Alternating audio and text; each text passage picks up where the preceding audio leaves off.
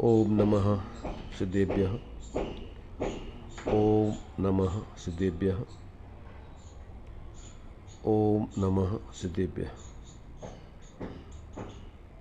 मंगलम भगवान वीरो मंगलम गौतम मुनि मंगलम कुंद कुंदाद्यो जैन धर्मोस्तु मंगलम सर्वमंगल मांगल्यम सर्वकल्याणकारकम दानं सर्वधर्माणां जैनं जयतु शासनं जैनं जयतु शासनं। श्री अरिहंत सदा मंगलमय मुक्ति मार्ग का करें प्रकाश मंगलमय श्री सिद्ध प्रभु जो निज स्वरूप में करें विलास। शुद्धात्म के मंगल साधक साधु पुरुष की सदा शरण हो। धन्य घड़ी वह धन्य दिवस जब मंगलमय मंगलाचरण हो।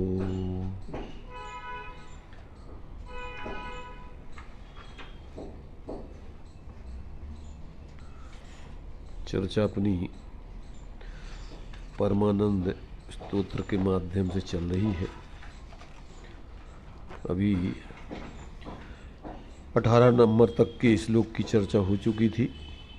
19वें नंबर का श्लोक चलेगा। चर्चा भी जिस परमानंद स्वरूप की यहाँ पर स्तुति या गुणगान किया जा रहा है उसी को यहाँ पर अभी जो है अनेक अनेक उसकी विशेषताओं सहित यहाँ पर स्पष्टीकरण करके और उसी परमानंद स्वरूप आत्मा की प्रसिद्धि की जा रही है। तो अभी इस 19वें छंद में भी उसी परमानंद स्वरूप को किस किस और विशेषणों से जानना चाहिए वो यहाँ पर लिया है। तो देखिए 19वां छंद है कि वह जो आत्मा है वह वही साएब परमानंद है, साएब सुखदायका, साएब परम ज्ञानम, साएब गुण सागरा। क्या कहा? वही आत्म है आनंद रूप, वही संपूर्ण सौख्य स्वरूप, वही है पावन ज्ञान, वही सब गुणों का सागर मान। कैसा है वो आत्मा? तो कहते वही परम आनंद स्वरूप है, वही उत्कृष्ट आनंद स्वरूप होकर के और वही सुख का निधान है, सुख को देने वाला है, और वही आत्मा परम ज्ञान स्वरूप है, और वही आत्मा गुणों का सागर है, निधान है, गुणों का पिंड है। ऐसा जो है उस आत्मा के स्वरूप को ही अनेक अनेक विशेषताओं सहित यहाँ पर संक्षेप में, चूँकि आचार्य देव को तो ज़्यादा विस्तार में कहने का विकल्प नहीं रहता है तो शॉर्ट में ही उस बात को वो कहते हैं, परंतु जो उसकी व्याख्या करने वाले होते हैं तो उसको विस्तार में जो है स्पष्टीकरण करते हैं। तो इसी श्लोक का विस्तार में भी स्पष्टीकरण जो किया गया है उसके माध्यम से अपन यहाँ विचार करते हैं। 120 पेज। तो देखिए उसी आत्मा की स्वानुभूति पूर्वक परम त्याग रूपता सिद्ध होती है। जो जीव निर्भ्रांत होकर के उस स्वरूप का अनुभव करते हैं उनके जीवन में परम त्याग घटित होता है। वो किस रूप परम त्याग घटित होता है उस बात को जो है यहाँ पर स्पष्ट किया जा रहा है। हर पदार्थ को पर जानकर और अपने आत्मा को निज जानकर पर से उपेक्षा करे और निज ज्ञान स्वभाव में दृष्टि लगाए, मैं ही ज्ञान मात्र हूँ। इस तरह जो अपने को केवल ज्ञान स्वरूप ही अनुभवता है, उस अनुभव में जो परमात्म तत्व का दर्शन होता है, समस्त भ्रम समाप्त हो जाते हैं। वह अनुभव ही वास्तविक उत्कृष्ट त्याग है।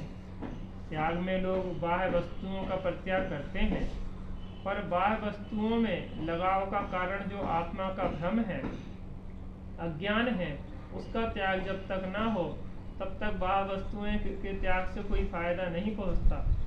ज्ञानी को अपने भीतर में भेद विज्ञान जगा है कि मैं तो केवल ज्ञान स्वरूप हूँ और जितने विभाव विषय कसाय के परिणाम हैं वे सब अज्ञान हैं, मेरे से निराले हैं।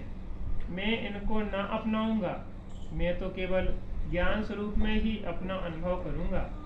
मैंने सब कुछ दान किया, सर्वस्व बलिदान किया, तो विशुद्ध ज्ञान का अनुभव ही उत्कृष्ट त्याग है। क्योंकि बाह्य वस्तुएं तो इस आत्मा से चिपटी ही नहीं है, किसी भी पर पदार्थ का आत्मा में प्रवेश ही नहीं है, फिर उसका त्याग करना क्या कहलाया? उसका त्याग तो है ही, क्योंकि वह भिन्न है, भिन्न जगह में है, परंतु पर वस्तु के संबंध में जो राग लगा रखा उसे तो ग्रहण कर रखा है। उस राग के छोड़ने का नाम त्याग है। बड़े बड़े मुनि जनों ने यही तो समस्या सुलझाई थी कि त्याग बाहर में तो हो रहा है, पर करना है त्याग। त्याग आनंद स्वरूप है। नहीं, हाँ? करना है त्याग माने क्या है? अपने अंदर में आत्मा आनंद स्वरूप है तो अपने अंदर में उसका त्याग करना है। ये दिया ना ऊपर में जो है, पर करना है त्याग अपने अंदर में। आत्मा तो आनंद स्वरूप है, राग द्वेष मोह का त्याग है तो वही वास्तविक त्याग है और उसी को ही उत्कृष्ट दान व्यवहार से कहा जाता है। भ्रम का त्याग ही त्याग है मतलब। माने मूल में तो क्या है, देखो यहाँ पर ये कह रहे परम त्याग रूपता की सिद्धि कर रहा है यहाँ पर कि पहले तो तुम वस्तु स्वतंत्रता को ज्ञान में अभी अनादिकाल से जीव को भ्रम है, अपने को शरीर आदि रूप, राग आदि रूप, सुख दुख आदि रूप अनादिकाल से, चूँकि संयोग और संयोगी भाव रूप जीवन जी रहा है, तो आज तक उसने अपने लिए संयोग और संयोगी भाव रूप ही माना है। आज तक उसने अपने स्वभाव को जाना ही नहीं है। तो पहले तो आपको तत्व ज्ञान के बल से अपना मूल स्वरूप ज्ञान में निर्णय में आवे कि वास्तव में तो ये जितने भी शरीर आदि संयोग हैं बाहर के, ये तो मेरी सत्ता में इनका तो प्रवेश होता ही नहीं। भले ही एक क्षेत्रावगाही संबंध अनादिकाल से चला आया, परंतु आज तक एक भी उसमें से अपना प्रदेश गुण उसकी पर्याय कोई भी हमारा नहीं हुआ है। हमारे में से कोई गया नहीं है और पर में से कुछ आया नहीं है। पहले जब ये निर्णय हो जाता है तो जो अज्ञानता से पर में एकत्व पूर्वक की मूर्छा लगाव है वो खत्म हो जाता है। अब इसके बाद में व्यवहार में भी अपन को जो लोक व्यवस्था चलाने के लिए अपन को व्यवहार से स्वामित्व आदि होता है, तो बाह्य पदार्थों का फिर वो स्वामित्व भी छोड़ा जाता है, क्योंकि लोक में उसका स्वामित्व जिसको रहता है तो उसकी जिम्मेदारी उसी के पास रहती है और दूसरे लोग भी समझते हैं कि भाई ये चीज़ उनकी है। तो फिर क्या है कि वो तत्संबंधी विकल्प जो है अज्ञान दशा में जीव के एकत्व बुद्धिपूर्वक होते हैं और ऐसा तत्व ज्ञान हो जाने पर फिर अस्थिरता जन्य उस राग देश को छोड़ने के लिए फिर उस बाहर के त्याग का भी त्याग किया जाता है। जो बाहर का त्याग स्वरूप है उसका भी त्याग किया जाता है। क्योंकि दृष्टांत में अपन लोगों ने सुना होगा, एक धोबी का दृष्टांत ज़्यादातर लोग देते हैं, गधे का। सुना है किसी ने? क्या सुना? सुनो, धोबी अब आजकल तो जो है वो बहुत व्यवस्थाएं बदलती जा रही हैं। आजकल तो मशीनों ने सब वो ले रखा है जिम्मेदारी, जितनी मनुष्यों की और जीवों की थी वो सब मशीनों पे दे दी गई है आजकल जिम्मेदारी। तो जो है वो धोबी जो है, क्योंकि नदी पर जो है गांव में जो लोग कपड़े धुलने के लिए देते थे तो वो धोबी उसको धोने को ले जाता है, उसके पास गधा होता है, और ले जा करके वो गधे को जो है कपड़े उतार करके और एक रस्सी खूंटी ले जाता था, तो उस रस्सी खूंटी से गधे को बांध देता था और वो अपने कपड़ा धोता था। एक बार क्या हुआ कि वो गलती से रस्सी और डोरी भूल गया ले जा, रस्सी और खूंटी ले भूल गया, पर उसके दिमाग में आया कि अरे यार ये तो गधा है, अपन अपनी बुद्धिमानी से काम लो। तो उसने क्या किया कि डेली जैसे उसके गले में जो है फंदा लगाता था, ऐसे झूठी मूठी का गले में हाथ लगा करके वो फंदा जैसा लगाया और खूंटी बांधता था, ऐसे झूठी ठुक ठुक करके उसने खूंटी बांध दी। अब जो है वो गधा जैसे डेली बनता था ऐसे उसने मान लिया कि हम बंध गए। अब वो अपने खड़ा रहा, ये कपड़े वपड़े धो करके आया और आकर के कपड़े ला दे और बस उसको हाँकने लगा। अब वो चले ही नहीं, अब इसको तो ध्यान ही नहीं रहा कि बना मैंने इसको ध्यान तो इसने झूठा झूठा किया था, उसको ये थोड़ी पता कि इसने सही मान लिया है। तो अब वो जो है उसको डंडे मार रहा है, अब वो चले ही नहीं रहा है। तो वहाँ जो राहगीर निकल रहे, भैया इसको क्यों पीट रहे हैं तुम बेचारे गधे को? अरे उसने कहा ये चल क्यों नहीं रहा, डेली तो हम इसको कपड़े लाद के ले जाते थे और लाते थे, आज ये चल ही नहीं रहा, हुआ क्या आज, विशेषता क्या हो गई? उसने कहा विशेषता कुछ नहीं, आज कहीं हम इसको डेली रस्सी से बांधते थे और रस्सी खूंटी आज भूल गए, तो हमने सोचा कि यार अपन भूल गए, चलो ऐसे ही कर दें अपन। अभी चला ही नहीं रहा। फिर भैया तुमने उसको बांधा था नकली, तो नकली छोड़ना भी तो पड़ेगा, उसको क्या पता कि तुमने बांधा कि नहीं। तो क्या करना, उसको खोलो जैसे डेली खोलते थे। तो उसने डेली जो है जैसे खोलता था ऐसे नाटक किया खोलने का, आज तो बांधा था नहीं, ऐसे खोलने का नाटक किया, रस्सी उखाड़ने का, खूंटी उखाड़ने का नाटक किया और फिर हाँ का चलने लगा। ऐसे ही अपन जो है पत्नी से बंध गए, बच्चों से बंध गए, मकान से बंध गए, जिंदगी भर अपन को लगता है कि भैया जी हमारे। अच्छा शादी में क्या होता है, तुम्हें क्या करते हो पंडित जो है 7 फेरे लगा करके, और तुम्हें क्या बांधता है किसी से, क्या होता है? तुम्हारे दिमाग में ही तो वो बंधन डाला जाता है कि तुम आज से जो तुम्हारी पत्नी, तुम इनके पति, अब तुम जिंदगी भर भूल सकते क्या कि ना जी हमारी पत्नी ना हम इनके पति, जी अलग द्रव्य हम अलग द्रव्य, किधर कौन की पत्नी कौन का पति। पर जब तक दीक्षा नहीं होगी कि आज तुम जो है आज क्या बन गए तुम, आज फलाने चंद का नाम बदल करके आज ज्ञान सागर नाम रख दिया है, आज से तुम मुनि ज्ञान सागर बन गए और अब तुम्हारा कोई परिग्रह नहीं, कोई पत्नी नहीं, तब क्या मान लिया तुमने कि हमारी दीक्षा हो गई, अब हम ज्ञान सागर हो गए। अरे ज्ञान सागर तो तुम पहले भी थे, पहले भी तुम जो है कोनो चंद नहीं थे, कोनो कुमार नहीं थे, पहले भी तुम ज्ञान ही के सागर थे और अभी भी ज्ञान के सागर। पर पहले तुम्हें अब क्या हो गया, भ्रम। पर को कौन सा भ्रम है, कौन सा बंधन है? भ्रम रोग है, आत्म भ्रांति सम रोग नहीं। तो ये भ्रम ही तो है अपन को सब। आज तक अपन ने किस चीज को ग्रहण किया ये बताओ? जब तक ये ज्ञान का भ्रम दूर नहीं होता है तब तक ये जीव निरंतर मिथ्या कल्पनाओं में जीता रहता है। तो इसीलिए व्यवहार से अपन को दीक्षा भी होती है, व्यवहार से शादी भी होती है, परमार्थ से न तुम्हारी शादी होती है न दीक्षा होती है। क्या होता है दीक्षा में, क्या कर देते हो? अकेले तुम्हारे दिमाग में मानसिकता ही तो बदल दी जाती। और देखो जो सम्यक दृष्टि होते हैं उनकी तो पहले से मानसिकता बदली रहती है। जनता की नज़रों में, मिथ्या दृष्टि की नज़रों में उसको जो सिर्फ अकेला सिर्फ भ्रम डाला जाता है कि भैया अब ये फलाने चंद नहीं है, अब तुम इनके संग पहले जैसा व्यवहार नहीं करना। सम्यक दृष्टि को तो भ्रम रहता ही नहीं, और जो मिथ्या दृष्टि होते हैं उनके भ्रम को भी, उनको भ्रम को दूसरे भ्रम में बदला जाता है। इसलिए तो ऐसे जीव अनंतवार साधु बन जाते हैं। जैसे पहले वे अपने आप को ग्रस्त मानते थे, अब अपने आप को वैसे ही असमान जाति द्रव्य पर्याय मुनि मानने लग गए। अनंत काल जो जीव ने साधु भी बन गया तो उस कारण क्या हुआ कि मिथ्या दशा में उसने, जैसे बाहर में पहले ग्रस्त अवस्था में एकत्व बुद्धि थी, ऐसे अब मुनिचर्या में और मुनि के एकत्व मैंने असमान जाति द्रव्य पर्याय में नग्नता में उसको एकत्व बुद्धि हो गई। तो क्या हुआ कि जैसे घर रहे हो वैसे ही विदेश, वैसे ही तुम चले गए वन में, ऐसे जीवों का कोई अंतर नहीं पड़ा। अकेली उनकी क्या बदल गई, कंधा बदल गया उनका।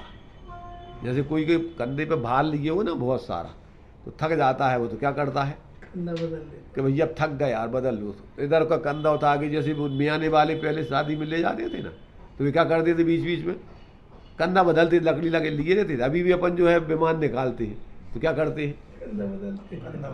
वजन कितना कम होता है। तो ऐसे ही अपन ने क्या बदल दिया, बेस बदल दिया। कितना कितना तुम्हारा मिथ्या चला गया, कितना वजन कम हो गया। पर कर्तृत्व स्वामित्व एकत्व मत, अभी तुम मानते थे अपने लिए क्या गृहस्थ, अब मानने लग गए मुनि। अभी मान रहे थे कि तो हम पर के परिग्रहधारी हैं, अब हम परिग्रह के त्यागी हैं। कौन सा बहिरंग, अंतरंग का परिग्रह मिथ्या तक ज्ञान वज्ञान कुछ नहीं छूटा अभी। तो क्या हुआ कि मुनि वृद्धार अनंत बार गिरे को उपजायो, पैज निज आत्म ज्ञान बिना सुख लेस न पायो। ताते जिनवर कथित तत्व अभ्यास करीजे, और संशय विभ्रम मोह त्याग आपो लख लीजिए। जब तक ये भ्रम दूर नहीं होगा, ये भ्रम तो तुम्हारा घर गृहस्थी में भी दूर हो सकता है। सम्यक दृष्टि चारों गति के जीव बनते संगी पंचेंद्रिय। इसलिए जिसका भ्रम दूर हो जाता है, तो अब निचली भूमिका में घर गृहस्थी में रहते हुए भी वो क्या है, अपरिग्रही अपने आप को अनुभव करता ज्ञान श्रद्धान में। अब चारित्र में जो अस्थिरता जन्य विकल्प है, उनके लिए जब भी उसको विशेष अपना लगता है कि अपने अंदर अब निर्वृत्ति ले लेना चाहिए, अपने पास ठीक है सामर्थ्य है, अपन सहन कर लेंगे बाहर की प्रतिकूलताएं वगैरह, तो निर्वृत्ति लेके साधु बन के उत्कृष्ट साधना करता है। इसलिए परिग्रह की जो परिभाषा दी है मूल में, मूर्छा परिग्रह, बाहर के पदार्थ तो निमित्त मात्र हैं, उनमें तुम्हारी जो मूर्छा है, लगाव है, एकत्व ममत्व है, मूल परिग्रह तो वो है। और वो नहीं छोड़ा और बाहर का छोड़ दिया, तो क्या हुआ, वो एक भ्रम दूसरा खड़ा हो गया कि हम सब पर का त्याग कर दिया। अरे पर का तो तुमने वास्तव में पहले ग्रहण भी नहीं किया था, ग्रहण करने का मिथ्यात्व का भाव किया था, मान्यता बनाई थी। तो यहाँ कह रहे परम त्याग रूपता किसको घटित होती है, स्वानुभव वाले को ही घटित होती है। जिसको अपने स्वरूप का अनुभव हो जाता है, उसी के लिए बाहर का त्याग सम्यक त्याग होता है। और जिसको आत्मा अनुभव नहीं होता, उसका बाहर का त्याग भी सच्चा त्याग नहीं होता है। आ रही समझ में कुछ के नहीं आ रही? क्या जिसको अनुभव हो जाए उसका इतिहास अस्थि पूर्वक नास्ति का जो है कथन सम्यक होता है। अब जिसको अपना अपना अस्तित्व पता नहीं है, तो पर का अस्तित्व तो हमारे में सदा काल नास्ति रूप ही है। प्रत्येक वस्तु अपने स्वरूप से है और पर रूप से नहीं है। अस्थि नास्ति नाम को धर्म ही है उसमें। उस दृष्टि से तो प्रत्येक वस्तु अपने अपने चतुष्टय को कभी छोड़ती नहीं है। अब उसका अपन को बोध नहीं है सिर्फ कि हम अपने ही स्वरूप रूप है, पर रूप हम कभी हुए ही नहीं है, होने की व्यवस्था ही नहीं है। तो अब अपनी सत्ता कहाँ है, तो अपन अपने को ज्ञान लक्षण से लक्षित अंदर में उस ज्ञान रूपता से अपना अनुभव करो, तो तुम्हारे लिए आत्मा का अनुभव जब होगा तो ज्ञानानंद सुधारा सुमगे, ज्ञान के संगे आनंद प्रकट हो जाएगा। तो क्या कह रहे हैं यहाँ पर कि जब तक जीव को इस प्रकार से क्या है कि ज्ञानी को अपने भीतर में भेद विज्ञान जगा है कि मैं तो केवल ज्ञान स्वरूप हूँ और जितने विभाव कसाय विषय कसाय के परिणाम हैं वे सब क्या है, विभाव भाव है, अज्ञान है, मेरे से निराले हैं। मैं अज्ञान माने ज्ञान स्वरूप से भिन्न है। क्या कह रहे, एक तो उनमें एकत्व बुद्धि वाला तुम्हारा जो है, जो ज्ञान का भ्रम है मिथ्या, तो उसको अज्ञान कहते हैं।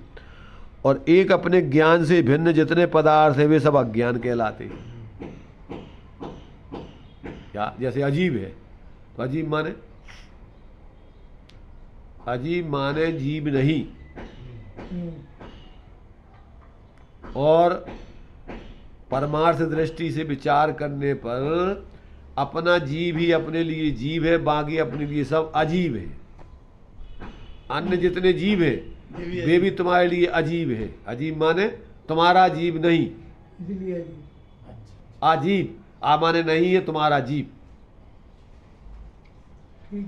वे ऐसे अजीब नहीं है कि जैसे पुद्गल आदि है। हम्म। वे जीव होने पर भी तुम्हारे अजीब से भिन्न है, इसलिए वो तुम्हें अजीब है। आ माने नहीं है जीव, इसलिए राग देश को भी वो अजीब हाँ। उसी रास्ते से। उसी दृष्टि से वे विभाव भाव है, वो भी जीव नहीं है, ज्ञान स्वरूप नहीं है, ठीक है। इसलिए उनको अजीब कह देते हैं। पर वो ऐसे अजीब नहीं समझ रहे जैसे परद्रव वाले अजीब है। पुद्गल आदि जैसे अजीब नहीं। हाँ। कैसे भाव भाव जो है वे ज्ञान रूप नहीं है। जीव कहा जाता है चेतन ज्ञान दर्शन गुणों के कारण से जीव है। ये जो ज्ञान दर्शन से जीता है, जीता था, जीता रहेगा, वो जीव है। तो जो ज्ञान दर्शन जिसमें नहीं है वे अजीब है।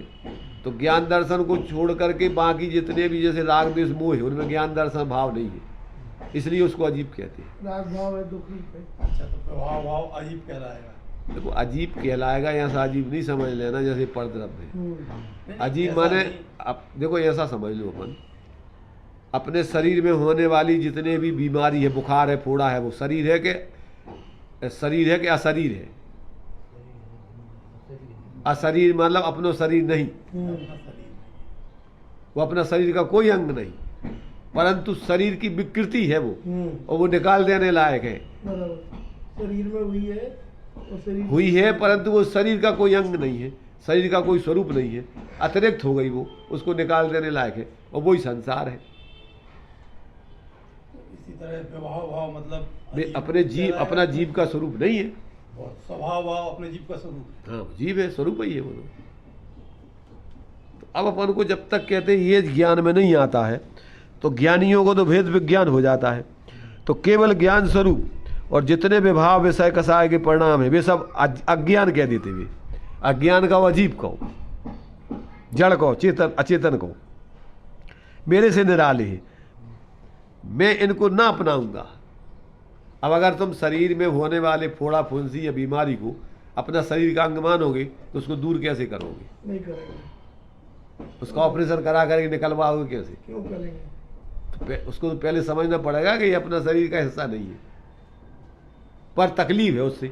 अब तुम ऐसे जो जैसे परद्रव्य है, जैसे पर की पर है, उसमें अपन को कोई तकलीफ नहीं, दूसरे को बीमारी है तुम्हें कोई तकलीफ तो नहीं है, तब उसकी बीमारी अपने इलाज कराने की नहीं सोचती। तो ऐसा नहीं समझना कि वो पर है, बिल्कुल दूर है, अपने में हुई विकृति है, परंतु वो अपना स्वभाव नहीं है, इसलिए वो त्याग करने लायक है। और त्याग करने का विधान स्वभाव रूप परिणमन करो तो व्यवहार रूप परिणमन नहीं होगा। मिथ्यात्व को छोड़ने का उपाय क्या है बताओ? सम्यक दर्शन रूप परिणमन कर, क्योंकि एक ही आत्मा की श्रद्धा गुण या तो मिथ्या रूप परिणमन करती है सम्यक रूप। तो जब सम्यक, जैसे मान लीजिए जो पुद्गल परमाणु अंधकार रूप परिणमन कर रहा है, वही पुद्गल परमाणु प्रकाश रूप परिणमन करते हैं तो अंधकार खत्म हो जाता है। क्या है प्रकाश और अंधकार? क्या है? दोनों ही पुद्गल की अवस्था। सद्दो बंदो थूड़ो संठान भेद तम छाया, उज्जोद आदप सैया पुग्गल दब्बस पच जाया। जो उद्योत है, आतप है, छाया आदि है, ये सब पुद्गल की पर्याय हैं। तम अंधकार, वो भी पुद्गल की पर्याय है। तो अब वो पुद्गल की पर्याय कैसी है? स्पर्श गुण में या तो अंधकार रहता है या प्रकाश रहता है। तो जब आप प्रकाश रूप उसको परिणमन करा दोगे तो अंधकार का समाप्त हो जाएगा। जैसे पानी है तो पानी या तो गर्म रहेगा या ठंडा रहेगा। तो अब ठंडा करना है तो क्या करोगे? माने गर्मी आपकी दूर करना है तो आप उसको क्या करो? गर्म होने का कारण है उससे दूर कर दो, तो वो क्या हो जाएगा? वही जो अभी उष्णता रूप परिणमन कर रहा है वही ठंडा हो जाएगा। तो यही अपनी आत्मा जो क्रोधादि रूप परिणमन कर रही, जब यही क्रोधादि रूप क्षमा रूप धारण कर लेती है तो क्रोध नहीं होता है, अस्थिपूर्वक नास्ती है। इसलिए अपने लिए देखो, क्रोध तो किया जाता है और क्षमा स्वभाव है। गरम तो पानी किया जाता है और ठंडा होता है कि करना पड़ता है? स्वभाव। गरम नहीं करो तो ठंडा हो जाएगा। ऐसे ही अपन अधर्म करते हैं और धर्म स्वभाव है। अधर्म करना छोड़ दो तो धर्म तो तुम्हारा स्वभाव है, पढ़ना मन करोगे तुम। जब तुम गुस्सा, अपन कहते भैया गुस्सा, तो गुस्सा नहीं करना माने क्या कि शांत रहना, तो गुस्सा नहीं होगा। दोनों चीजें एक संग नहीं रह सकती, परस्पर विरोधी है वो। ऐसे ही अपन को धर्म करने के लिए अपन अधर्म नहीं करें, नास्ती रूप में कहें, अथवा अपन ऐसा कहें कि जैसे मान लीजिए सम्यक्त धारण करो। और सम्यक्त माने क्या, अभी अपन जो अपने को अपना रूप नहीं जानते हैं, पर को अपना मानते हैं, अपने को अपना रूप मानो। पर द्रव्यंते भिन्न आप में रुचि, अभी क्या करते हैं अपन, अपने से भिन्न पर में रुचि, उसका नाम मिथ्यात है। देह जीव को एक गिने, मिथ्यात कैसे कहते हैं। तो अपन को सम्यक्त करना है तो क्या करेंगे, अब सम्यक दर्शन में क्या करना पड़ेगा। देह जीव को अलग अलग अरे देखिए, देह जीव को अलग अलग नहीं जाने, आत्मा को आत्मा जानो। देह जीव तो अलग अलग है ही। नास्ति रूप में तुम नहीं जानो कैसे नहीं जानो। अस्थि रूप को अपने रूप जानो तो मिथ्यात पर में अपनापन खत्म हो जाएगा। अभी तक तुम क्या कर रहे थे कि दूसरे को अपना मान रहे थे। अब तुम्हें पता नहीं था कि तुम्हारा वो नहीं है, तुम्हारा तो ये है। तो जब तुमने अपने को अपना मान लिया तो अब दूसरे को अपना कौन माने। भाई अस्थि-पूर्वक नास्ति होगी ना, तो सम्यक दर्शन धर्म है, सम्यक ज्ञान धर्म है, सम्यक चारित्र धर्म है। तो अब इसको क्या करना पड़ेगा, अपन को पूजा करना पड़ेगी उसकी, उसको जीवन में प्रकट करना है। तो क्या करना पड़ेगा, कितने विधान करना पड़ेंगे, कितनी पूजन करना पड़ेगी, कहाँ जाना पड़ेगा, किससे क्या करना पड़ेगा। आत्मा को आत्मा मानना पड़ेगा। अरे अपने को अपना स्वरूप जानो मानो और उसी की बस उसी में स्थिर रहो, बस खत्म। ये हो गया सम्यक दर्शन ज्ञान। और ये नहीं करो और तुम खूब गीत गाते रहो, भगवान की पूजा करते रहो, रत्नत्रय की पूजा करो, 10 धर्मों की पूजा करो। तो 10 धर्म कितने रखे हैं जिनकी तुम पूजा कर रहे। आचार्य कह रहे न धर्मो धार्म के बिना, धर्मात्माओं के बिना धर्म कोई आसमान पाताल में थोड़ी रखा। धर्म तो आत्मा में पैदा होता है, आत्मा का स्वभाव है। तो तुम आत्मा में अपने धर्म देखो, स्वभाव को अंदर में, तो उसे धर्म हुई। अब आदमी वो तो नहीं करा, औपचारिक रूप में बहुत धर्म बना चुका। कितने 10 लक्षण धर्म बना चुके अपन लोग हैं, आज तक माने के नहीं माने भी। 10 धर्मों को अपन ने तो मनाऊ हर साल है, और साल में 3 फिर आओ 10 लक्षण धर्म। तो माने के नहीं माने भी आज तक। अपन जैसे अपने कोई रिश्तेदार है तो उनको मनावे कि भैया रुको यार, तुम रुको यार, हमारे तरह रहो, तुम रहो हैं। तो अब बे रिश्तेदार तो बाहर के हैं, ये रिश्तेदार तो तुम्हारे आत्मा के हैं। इनके लाने कैसे मनाऊने तुम्हें हैं? इनकी लाने तो तुम जो है क्या है कि तुम जो है जो अबे दूसरों को अपनों मान रहे थे उनको मानव बंद कर दो, तो ये रिश्तेदार तो तुम्हारे घर के ही है। जिनको अपन क्या करते हैं कि मेहमानों के कारण से मेजबान को भूल जाते हैं, घरधनी को भूले हैं और मेहमानों की सेवा में लगे। मेजबान को भूल गए, मेहमान को याद कर रहे। नहीं, मेहमानों की सेवा में लगे अपन। अभी मेहमान तो कभी तुम्हारे होने वाले हैं नहीं। मेहमान तो मेहमान है। आ जाए कल चले जाए। इतने नौकर में सब मेहमान हैं। तो ये देखो यहाँ पर अपन कह रहे हैं कि ज्ञानी को अपने भीतर में भेद विज्ञान जगा है कि मैं तो केवल ज्ञान स्वरूप हूँ और जितने विभाव विषय कसाय के परिणाम हैं वे सब मेरे अज्ञान रूप हैं, मेरे से निराले हैं। मैं इनको ना अपनाऊंगा, मैंने अब इनमें एकत्व बुद्धि नहीं करूंगा। मैं तो केवल ज्ञान स्वरूप में ही अपना अनुभव करूंगा। मैंने सब कुछ दान कर दिया, मैंने जो कुछ मेरा नहीं था उसका त्याग, सर्वस्व बलिदान किया है। तो विशुद्ध ज्ञान का अनुभव ही उत्कृष्ट त्याग जानो। क्या बलिदान, मैंने तुम अपने को अपना स्वरूप जानो मानो, उसी में रहो। इस सब त्याग दिया तुमने। अब यह विशुद्ध ज्ञान उसी को कह रहे हैं। हाँ, अपने स्वरूप त्यागने को। आप उसी को तो उसी में ग्रहण करो तो त्याग हो रहा, वो कह रहे हैं। क्योंकि बाह्य वस्तुएं तो इस आत्मा में चिपती ही नहीं है, किसी भी पर पदार्थ का आत्मा में प्रवेश ही नहीं होगा, फिर उसका त्याग करना क्या कहलाएगा, औपचारिक है। उसका त्याग तो है ही क्योंकि वह भिन्न है, भिन्न जगह में है, परंतु पर वस्तुओं के संबंध में जो राग लगा रखा है, मोह लगा रखा है, उसे अपन को त्यागना है, माने वो नहीं करना है। उस राग को छोड़ने का नाम ही सच्चा त्याग है।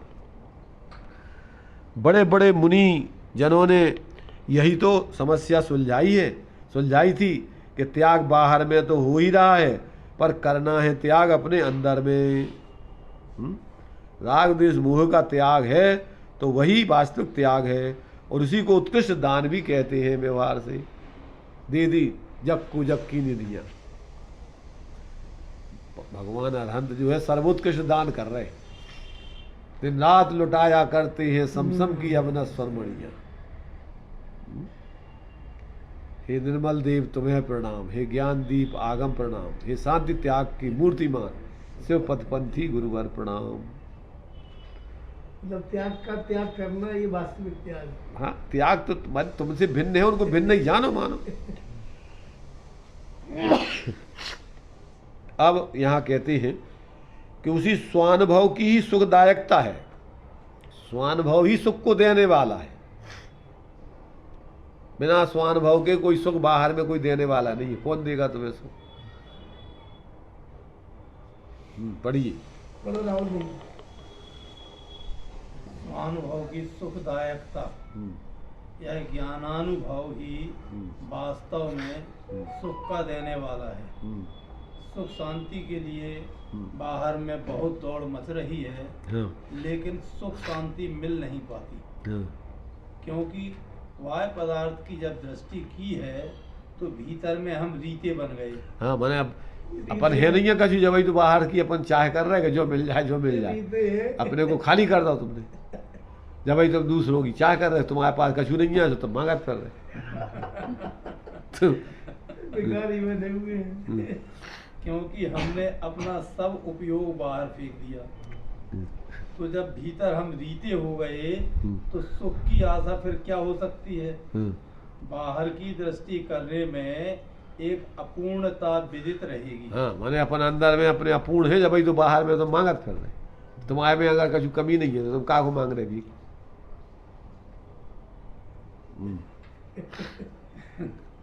अभी यह काम पूरा नहीं हुआ है, इसे अभी पूरा करना है। पूरा करना है, कमी है इसलिए उसकी पूर्ति करना है।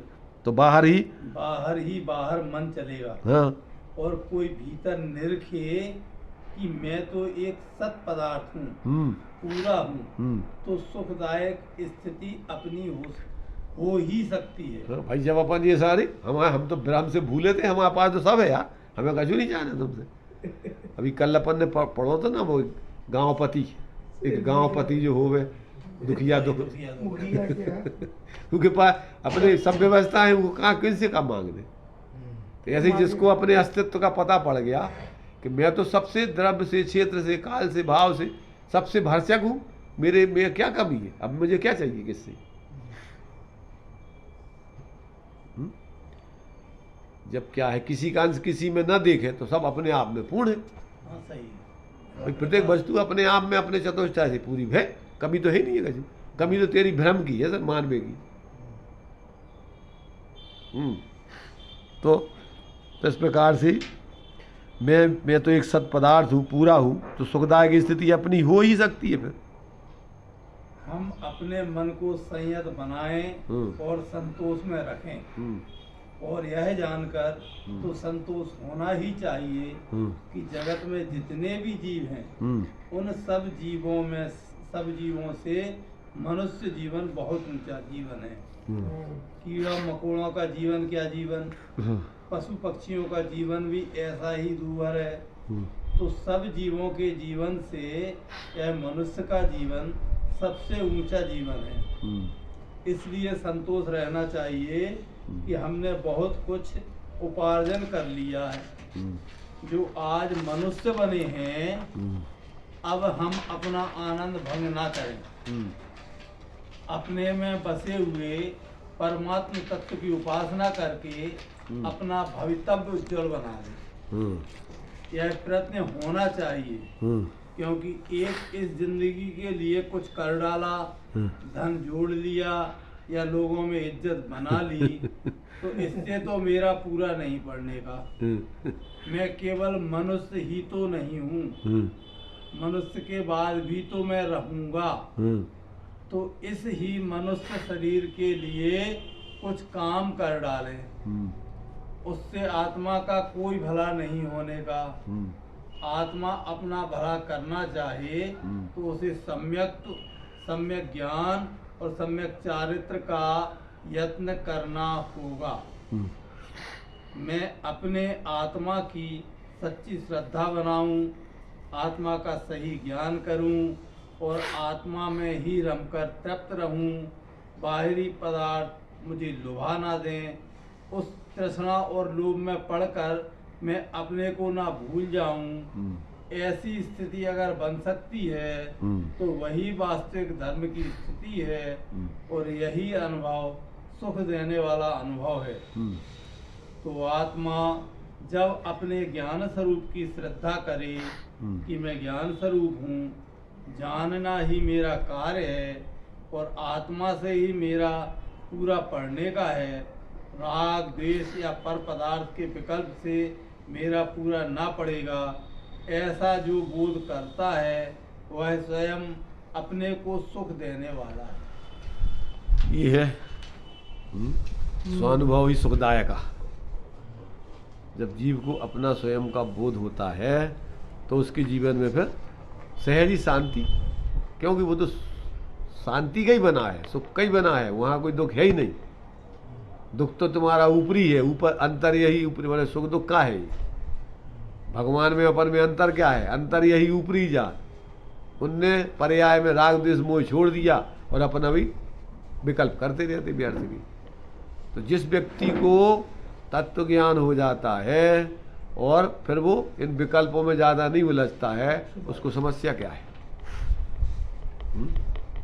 अपन लोक में माने बोलते हैं नीति में कि सब धन है जितने भी, पर जब आवे संतोष धन सब धन धूल समान। गोधन गज धन बाज धन और रतन धन जान, जब आवे संतोष धन सब धन, सब धूल है ही, उसमें क्या है? रतन और सोना और चांदी का है ही सब। अंदर में जब अपने लिए अपने स्वरूप से संतुष्ट सम्यक प्रकार से तुष्टि मिलती है, शांति मिलती है, तो अपन के लिए क्या चाहिए? कुछ नहीं चाहिए। देखो ये सब बातें मात्र सुनने सुनाने की नहीं है, ये तो प्रैक्टिकल करके अनुभव करने की है। और जो व्यक्ति अनुभव करता है उसको लगता है कि यार वास्तव में अपना स्वभाव कैसा शांत है। तो इस प्रकार से ये कहते स्वानुभव में ही, माने जब तक व्यक्ति को स्वानुभव नहीं हो तो तब तक ये सब चर्चाएं पूरी बाहर में रह जाती। और जब व्यक्ति अंदर में अपने स्वरूप का अनुभव करता है तो फिर प्रकट रूप में उसको ऐसा वेदन होता है और वो कहने की नहीं रह जाती उसको, फिर तो जीवन जीता है वो।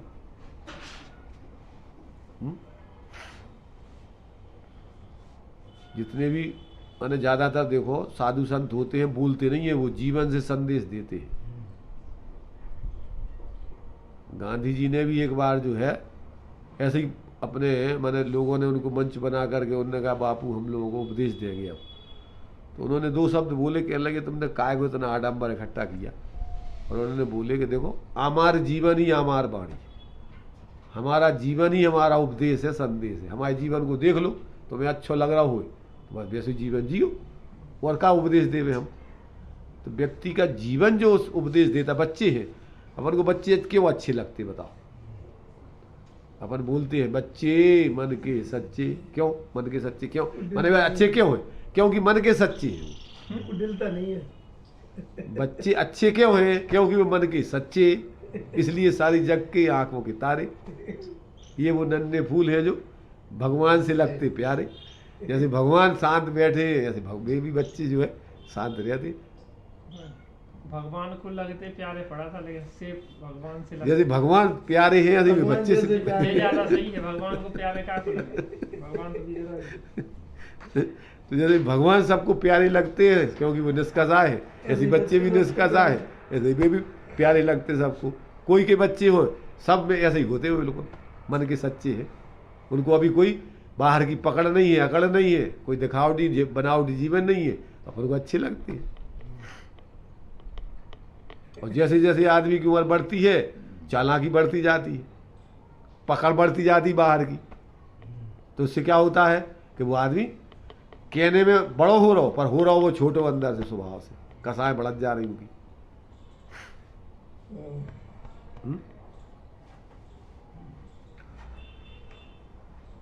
बोलते भी हैं लोग कि भैया बहुत आनंद, बड़े छोटी उम्र में यार बड़ो मजा आता है।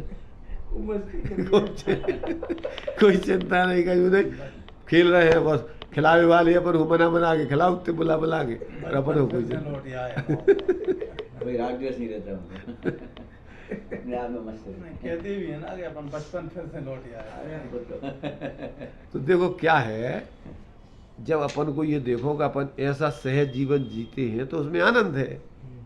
और जब अपन जितना जितना बाहर की पकड़ अकड़ में आ जाते हैं, भले ही बाहर से तुम कितनी बात लच्छेदार भाषा और तन गई, तुम्हारे योग्य जो है मान सम्मान नहीं मिलो, तो तनक में जो कसाय पैदा हो गई तुम्हें। तो काहे को तुम आओ पंडिताई समझदारी है, बोलवे को तुम आओ, तुमने कल्पना करके आए थे हमें बढ़िया मंच मिलेगा बोलने को फलाना, अब तुम्हारे लिए कोई ने पूछी नहीं। मुनिराज का जीवन बल को जैसा होता है। इसलिए मुनि मन सम उज्ज्वल नीर प्रासु गंध भरा, पर मुनि सम उज्ज्वल नीर है। मुनि अकेला मात्र कहने की मुनि की बात नहीं चल रही है, वास्तव में हाँ उनका जो है बिल्कुल मन शांत हो गया हो, जिनका मन एक प्रकार से मर चुका है, मन है ही नहीं है उनका, अब तो ज्ञान पूर्वक और शांति पूर्वक जीवन है उनका। तो आगे देखिए, ज्ञानानुभव की परम चैतन्य रूपता। ज्ञानानुभव ही परम चैतन्य स्वरूप है, वही आत्मा का स्वरूप है। अपने आप का परिचय करना यह एक बहुत बड़ा कोर्स है। इसके लिए बड़े बड़े राजा लोग सारा राजपाट त्याग कर योगियों के पास रहकर वन में इसकी साधना करते थे। तो उन्होंने यह समझा कि बाहरी वस्तुओं के लगाव में इस आत्मा का भला नहीं, न वहाँ शांति मिल सकती है। तभी तो त्यागा और वन में जाकर उनकी शांति मिली, तभी तो वे वन में रह रहे हैं। अपने आत्मा को अपना आत्मा विदित हो तो यूँ समझिए कि जिसे लोग कहते हैं कि दूसरा आदमी साथ रहे तो बातचीत में समय गुजर सकता है। तो योगी को अपना आत्मा साथ है, तो अपने आत्मा से ही बात करने में अपने आत्मा की ही संपदा निरख कर तप्त रहा करते हैं योगी। यही उत्कृष्ट चैतन्य है जो अपने ज्ञान स्वरूप का अनुभव हुआ है। यही आत्मा का उत्कृष्ट चैतन्य भाव है। हैरानी तो इस बात की है कि खुद ज्ञान स्वरूप है, खुद का ज्ञान नहीं किया जा रहा है। जो बाह्य पदार्थ हैं, अज्ञान है, जड़ है, उनका तो ज्ञान यह जीव बड़ा सुगम समझता है। उसे समझ लिया, वैभव समझ लिया, घर समझ लिया, व्यापार समझ लिया। बाहरी पदार्थ का ज्ञान करना तो इस जीव ने बड़ा सुगम मान रखा है, और जो स्वयं ज्ञान वाला है उसका ज्ञान करना इसने कठिन मान रखा है। कठिन तो है नहीं, बाहरी वस्तुओं से उपयोग हटे तो अपने ज्ञान स्वरूप का ज्ञान करना इसके लिए बड़ा सुगम है। पर बाह्य पदार्थ से वैसे उपयोग हटे, इसके लिए इतना तो मोटे रूप में अभ्यास बनाना चाहिए कि ये सब बाह्य पदार्थ मेरे से न्यारे हैं, पर पदार्थ हैं, इनमें स्वयं उत्पाद व्यय धर्म है। वे स्वयं में अपनी परिणति बनाते हैं। मैं आत्मा उनमें कुछ नहीं करता, मेरा इनसे कोई संबंध नहीं। और फिर थोड़े दिनों का यह जीवन है। इस जीवन में जो कुछ समागम पाया है उनसे मेरा कोई आगे संबंध नहीं बनने का। यह यहाँ का यही ही छूट जाना है। ऐसी ही कुछ बातों की श्रद्धा करे तो इनसे उपयोग अपना हटा सकते हैं। जैसे ही पर से उपयोग हटा कि अपने में उपयोग लगता है, तब इसको विदित होता है कि मेरा उत्कृष्ट स्वरूप क्या है, यह चेतन ही मेरा सर्वस्व स्वरूप है। मैंने देखो कहने के लिए अपन कह रहे हैं कि जब पर से उपयोग हटा तो अपने का बोध होता है।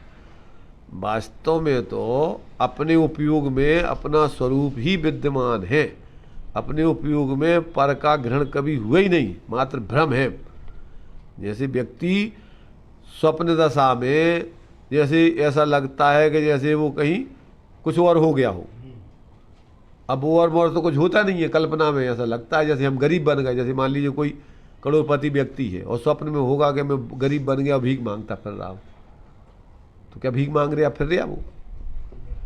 अब उसकी भीख मांगने की तकलीफ पूरी हो गई उसको। कैसे? स्वप्न में कोई भिखारी बन गया, करोड़पति कोई राजा था और वो भिखारी बन गया, तो अब ये बताओ कि उसको राजापन का आनंद है कि भिखारीपन की तकलीफ है? राजापन की, बेकारीपन की तकलीफ है कहते हैं। भाई जो अपने लिए देखो मान लेता है वही तो अनुभव होता है उसको। अब अपन लोग जैसे हैं सब जीव, और जिसने अपने को पुरुष मान लिया तो वे पुरुष जैसा अपने कल्पनाएं करते रहती। जिसने अपने को स्त्री मान लिया तो वो स्त्री जैसी कल्पनाएं करती रहती। जबकि सब क्या है, सम्यक दृष्टि हो जाए जो भी, चाहे स्त्री हो चाहे पुरुष, तो वे अपने को क्या अनुभव करते हैं? स्त्री पुरुष अनुभव करते हैं, जाति का अनुभव करते हैं। ये मद है, ये तो अपने सम्यक में बाधक है। मद धारे तो यही दोष वसु संकेत को मल ठाने। तो ये तो अपने स्वरूप को अपने स्वरूप से अपन को च्युत करते हैं। इस प्रकार की मान्यता तो ना तुम जाति हो, ना कुल हो, ना तुम असमान जाति पर्याय हो, तुम तो उपयोग स्वरूप चेतन स्वरूप हो। तो जब जिसको ऐसा बोध हो जाता है फिर वो अपने को ना स्त्री मानता है, ना पुरुष मानता है, ना अपने को ऊंच नीच मानता है, ना अमीर गरीब मानता है, ना सुखी, ज्ञान स्वरूप अनुभव करता है। तो ये तो क्या है, अनुभव की बात है, मात्र शब्दों की सुनने सुनाने की बात है, नहीं है ये। क्या कह रहे? तो ऐसा जब जीव को बोध हो जाता है तो क्या होगा कि भैया अपन ये कह रहे पर से उपयोग हटाओ, ये व्यवहार का कथन है। वास्तव में तो पर में तुम्हारा उपयोग गया ही नहीं है। तुम्हें भ्रम हो गया है कि हमारा उपयोग पर में चला गया। बताओ उपयोग काय में है? उपयोग में उपयोग है कि उपयोग पर में चला गया, क्रोधादि में चला गया। ज्ञान का भी ज्ञान रूपता को छोड़ते नहीं है। कैसे छोड़ेगा ये बताओ? भ्रम छोड़ना है, भ्रम अकेला, कि वास्तव में तुम तो क्या हो? तुम ज्ञान स्वरूप हो, ज्ञान स्वरूप थे, ज्ञान स्वरूप ही रहोगे। ऐसा तुम्हारे लिए सिर्फ क्या करना है, जैसे स्वप्न में से जागना है मात्र। जैसे वो भिखारी बन गया और तकलीफ भोग रहा है, तो अब उसकी तकलीफ मिटाने के लिए अपन को क्या क्या करना पड़ेगा? अरे जागना है मात्र ना, जगा दो उसको बस। तो ऐसे पर मोह नींद से उठ रहे चेतन, तुझे जगावन को। उपदेश गुरु का काय के लिए है उपदेश? उपदेश भागने के लिए नहीं है कहीं, है? अरे जागने के लिए है भाई। जगा रहे तुम्हें। उठ जाग मुसाफिर भोर भई, अब रेन कहाँ जो सोवत है। जो सोवत है सो खोवत है, जो जागत है सो पावत है। इतना सहज और सरल काम है, आदमी बड़ा भ्रम में पड़ा है गया है। चलिए सागरता हम अब तुम्हारा मुँह पकड़ने से आउट नहीं है देता। चल ज्ञानानुभव की गुण सागरता, यह आत्मा अथवा ज्ञानानुभव गुणों का सागर है। अर्थात इसमें गुण ही गुण समस्त भरे पड़े हैं। आत्मा में दोष नहीं है, ज्ञानानुभूति में निर्दोषता है। आत्मा का स्वरूप ही दोष वाला नहीं है। स्वरूप है शुद्ध चिदानंद रूप, इसमें किसी भी प्रकार का कलंक नहीं है।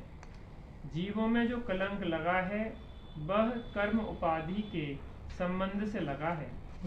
कोई भी वस्तु हो वह अपने आप बुरी नहीं होती, उसमें किसी दूसरे का संबंध हो तो उसमें बुरापन आता है। जैसे चौकी तैयार हुई तो उस समय वह सही है, बाद में उस पर मेल लग जाए या कोई रंग वगैरह डाल दिया जाए, उस संबंध से इसका स्वरूप बिगड़ा मगर इसका जो असली स्वरूप है वह इसके कारण नहीं बिगड़ता। किसी भी चीज का बिगाड़ उसके खुद के कारण से नहीं होता, दूसरे के संबंध के कारण होता है। तो मेरा आत्मा स्वभाव से अरहंत सिद्ध की तरह है, परमात्म स्वरूप है, इसमें बिगाड़ का कोई काम नहीं है, लेकिन कर्म का संयोग है और बाहरी विषय के साधनों का ख्याल बना रहता है, तो उससे बिगाड़ है। तो धर्म पालन में यही कोशिश की जाती है कि पर पदार्थ से मेरी माने पर पदार्थों में जो अपनी जो है अपन जो अपने खुद के उपयोग को जोड़ करके प्रवृत्ति करते हैं, उतने अपन को जागृति रखना है कि वास्तव में पर पदार्थ से हमारा परमार्थ से संबंध नहीं है, ये सब संयोग अपने से भिन्न है। तो उसमें अपन को मूर्छित नहीं होना है। कदाचित निचली भूमिका में अपन उनका उपयोग तो करें, समझ रहे ना, परंतु उनमें एकत्व बुद्धि नहीं करें।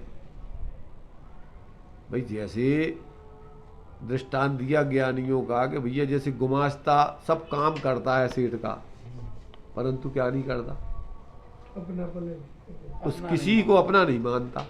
ऐसे ही अपन एक व्यवस्था व्यवहारिक दृष्टि से सब बनाए, घर परिवार में रह रहे हैं तो सब व्यवस्था बनाए, पर कैसी बनाए, गुमास्ता जैसी, कि सब व्यवस्था ही बनाए वाले अपन व्यवस्थापक है, इसमें अपना मालिकियत नहीं है। गांधी जी बोलते कि भैया आप ट्रस्टीशिप का सिद्धांत अपना के चलो। क्या होता ट्रस्टीशिप का सिद्धांत जानते हो? इस आश्रम के कितने ट्रस्टी लोग हैं? 8 लोग हैं। क्या करते हैं वो? संचालन करते, ट्रस्ट अच्छा चले, बढ़िया चले। इस ट्रस्ट पे उनका मालिकियत तो नहीं है कि ये हमारा है, सिर्फ मात्र इस ट्रस्ट की व्यवस्था बनाने की सिर्फ अकेले एक व्यवस्थापक है। ट्रस्ट मतलब विश्वास, विश्वास ट्रस्ट माने इस पे इन पे विश्वास है कि हाँ ये ट्रस्ट पे जो जिसका ट्रस्ट है उसने जिस उद्देश्य से बनाया है, सेवा भाव से, साधना धार्मिक दृष्टि से, तो वो सब इस व्यवस्था को व्यवस्थित बनाए रखेंगे और कुछ नहीं। उस पर अपना स्वामित्व, अपना किसी प्रकार का कोई स्वार्थ नहीं साधेंगे। ऐसे ही सम्यक दृष्टि क्या करता है, जिस परिवार में रह रहे हो तो लोगों को विश्वास है, तुम्हें मुखिया बना दिया कि ये जो है इसकी व्यवस्था अच्छी चलाएगी, पर इसमें तुम्हारा क्या है, व्यवस्थापक ही होगा, तुम मालिक होते हो कि मालिक है घर में, तो मालिक बन जाते जाके, जो ही तो सबसे बड़ी समस्या खड़ी हो गई। बड़ी भूल ले लेंगे, यही परेशानी को कारण है। कोई भूल नहीं बोल वही अगर आप ट्रस्टी बन करके व्यवस्था बनाए मात और फ्री, अब ट्रस्टी है व्यवस्था बना दे, चले गए, अब कोई मतलब नहीं है उनको। ऐसे ही अपन जहाँ रह रहे हैं वहाँ की व्यवस्था बनाए, समाज में रह रहा है समाज में भी अपन अपना संयोग करें, पर उसमें स्वामित्व नहीं करें, एकत्व तो नहीं करें, ममत्व नहीं करें। क्या समस्या बताओ? लड़ाई झगड़ा काय को है? लड़ाई झगड़ा है स्वामित्व को, कर्तृत्व को, भोक्तृत्व को, एकत्व को, पदों को। अरे पद तो एक औपचारिक व्यवस्था है, पदों में क्या है दम धरो। इसलिए ये अगर अपन को व्यवस्था ज्ञान में आ जाए कि वास्तव में अपन यहाँ एक मात्र क्या है, ट्रस्टी के समान है, अपन एक मात्र यहाँ पर एक व्यवस्था, जब तक अपन अभी उस ऊंचाई को नहीं पहुँचे, जब अपन उत्कृष्ट ऊंचाई को पहुँच जाए तो वो भी खत्म है, कोई जिम्मेदारी नहीं है तुम्हारी, है? भगवान की क्या जिम्मेदारी है? मुनिराजों की क्या जिम्मेदारी है? शांत स्वभावी, दर्शन देना की जिम्मेदारी है। शांत स्वभावी बनना। अरे अपने में मस्त रहना, कछु किसी से न लेना न देना, मगन रहना अपने में, हैं? मालिक बनना, ट्रस्टी बनना, कुछ नहीं बनना। भगवान बनने वाले मालिक नहीं, ना मालिक बनना ना ट्रस्टी बनना, बने बनाए जो कछु है उसी का अनुभव करना। जो हम हैं अपने आप में उसी का अनुभव करना हमें, तो आत्मा का अनुभव। बस उसी रूप अपने को अनुभव करते रहना बस। तो ये जो है इसमें अपने लिए अभी व्यवहारिक दृष्टि से उन्होंने पर निर्वृत्ति से गुण विकास का अवसर, माने एक अवसर जो है बाहर से निर्वृत्त होकर व्यक्ति विवेक अगर जागृत हो गए तो इसको अवसर है आत्मकल्याण का या विशेष अपने गुणों की विकास करने का। तो इसको पढ़ना के बाद में पढ़ोगे, चलो छोड़ो, अभी यही विश्राम करो। वैसे तो ये पॉइंट की दृष्टि से तो गुण सागर ज्ञानानुभव की गुण सागर था। मैंने जो पॉइंट दिया है कि आत्मा ही गुण स्वरूप है, गुणों का सागर है, वो यहाँ हो गया, पर ये उन्होंने अतिरिक्त समझाने के लिए व्यवहार से किया है। चलो अभी अपन टाइम हो गया, यही अपन विश्राम करते